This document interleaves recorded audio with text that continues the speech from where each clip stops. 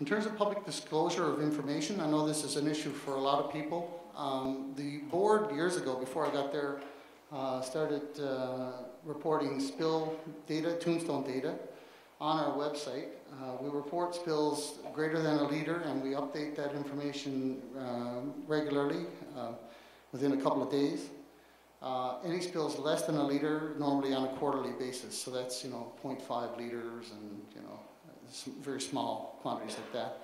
So we update that on a quarterly basis. But anything more substantial than that, we post as soon as we can on our website. And we did that the other day, and the spill occurred on Monday, and that information was on our website on Wednesday. So by the time we verify the numbers and put it up there, that's fairly soon. We'd like to do more than that, obviously. We'd like to, and that's why we put the incident bulletin in place, and we're hoping that that will help to increase the transparency of the board in terms of spill data and what we're doing and what companies are doing about this. But I think, we're still going to continue to look at ways in which we can be more transparent in this area. We haven't given it up yet. We're going to continue to review our reporting structures and try to find ways to put more information out there. One of the impediments to that is not well understood is the requirements of Section 119.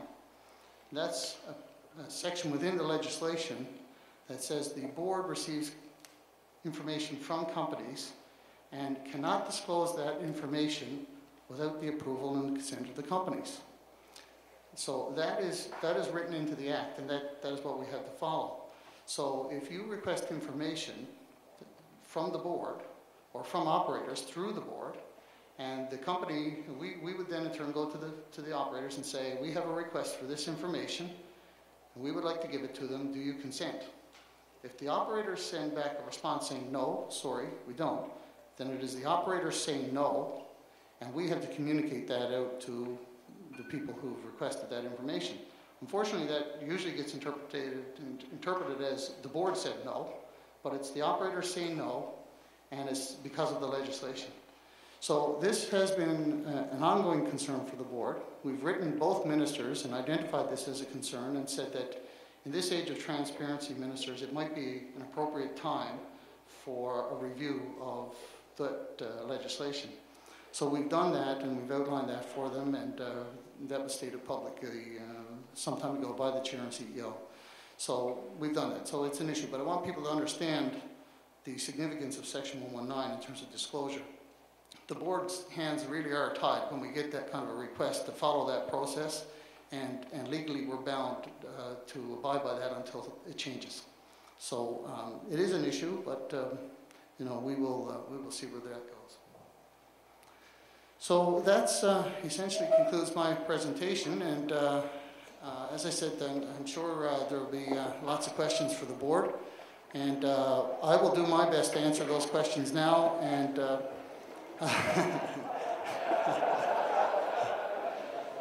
now, do we need to reiterate what was said earlier about this being a dialogue? And no, I'm sure. I'm sure. Bien, vous voyez que vous êtes quelques-uns à vouloir poser des questions. Alors, essayez d'éviter les commentaires et aller directement à la question parce que c'est sûr que tout le monde ne passera pas. On y va. Oui, bonjour. Michel Richard, représentant de l'Union des pêcheurs des maritimes du Nouveau-Brunswick, et on a des membres en Nouvelle-Écosse. On a entendu, puis on remercie Marilyn Clark de nous avoir invités, et on remercie également l'accueil au niveau des gens de l'île. Dans votre présentation, vous avez parlé d'une culture de sécurité, spill response, investigation. Ben, ça, c'est quelque chose qu'on pourrait voir ces mêmes termes-là dans un film de John Grisham. Il est là mon commentaire, je l'ai passé quand même. Qu'est-ce qui est la vision ou l'interprétation du Conseil sur le facteur d'indemnisation? Vous parliez dans une de vos diapositives de 30 millions d'accès directs. Pourtant, l'industrie des pêches en est très conscient qu'il y a un cap d'indemnisation de 30 millions qui existe dans l'éventualité d'un désastre écologique ou d'un écoulement. On veut savoir qu'est-ce que votre vision là-dessus ou votre interprétation, parce que, étant des utilisateurs communs des ressources dans le Golfe, on sait que BP, par exemple, avait à leur disposition, dans les billions, si je ne me trompe pas, 40 billions au niveau de l'indemnisation. Nous autres, au niveau de l'industrie des pêches, c'est qu'il y a un désastre qui s'arrive, puis que l'indemnisation est capée à 30 millions. Où est-ce qu'on va avec ça au niveau de l'industrie de pêche? Okay, thank you. There is no, well, there are caps within the legislation with respect to spills. I'll have to take that off or I'm going to hear myself in French. And nobody wants to hear. There is no cap in terms of spills that happen because of negligence. If it's because of negligence, then the operator is fully responsible and is expected to pay for those damages. There are restrictions and limitations in the legislation with respect to spills that occur for other reasons, and those are dictated by the legislation. There's not much we can do with respect to what's in the legislation. We have to abide by what's in the legislation.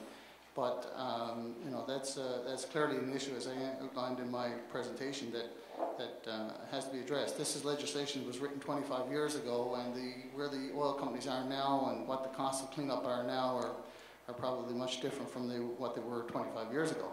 So certainly, yes, it's an area of concern, but it's an area that's addressed in part by legislation, and the board will have to be bound by what's in the legislation for that. But for any spills that occur because of negligence, the operators are held fully responsible for that. Morning, Mr. Kelly. Jean-Patrick Toussaint from the David Suzuki Foundation in Montreal. Yes. Thank you for your talk. However, given the Wells report and the Obama Commission in the United States following the BP incident, do you really still feel confident that two of your pillars, namely the safety and the environment, are still strong enough for you to sustain your role at the office? We feel that way, yes, but that's obviously an issue for governments now that governments have to consider. It has been raised to governments, and really it's out of our hands. If governments feel that the current structure of the board is not adequate, it's government's responsibility to do something different. So I think that's what we said at the beginning when that recommendation came out, that this is a recommendation for governments, it's not a recommendation for the board. If governments feel that a different structure is what's needed and a separate safety board, then it's entirely within their mandate to do that.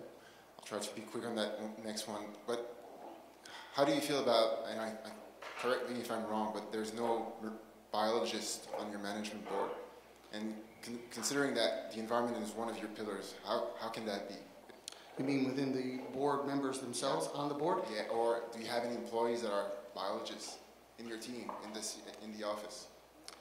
We have an environmental team. I'm not exactly sure what all of their backgrounds are, if there's biologists there or not. We have an environmental affairs department, and we have a manager for that department, and we have several investigators, some of which I know have an engineering background, and we have other staff as well in the environmental assessment end of it, and I'm not sure if their background is biology or not. I'm reluctant to say it is, because of course if I do and I find out that it's not, but I think it's biology or something of that nature, or environmental science. Yes, Sylvain Archambault from the Société pour la Nature et les Parcs du Canada. I want to address the strategic environmental assessment that you do when you open up a new territory for exploration. You have done that on the western coast of Newfoundland, 2005, I believe. And then when you decide to open up a license for a corridor in the old area, you added an amendment to this environmental assessment, but it was very a 60-page document and virtually no consultation, and considering that it's about 5-6 kilometers from the Quebec border,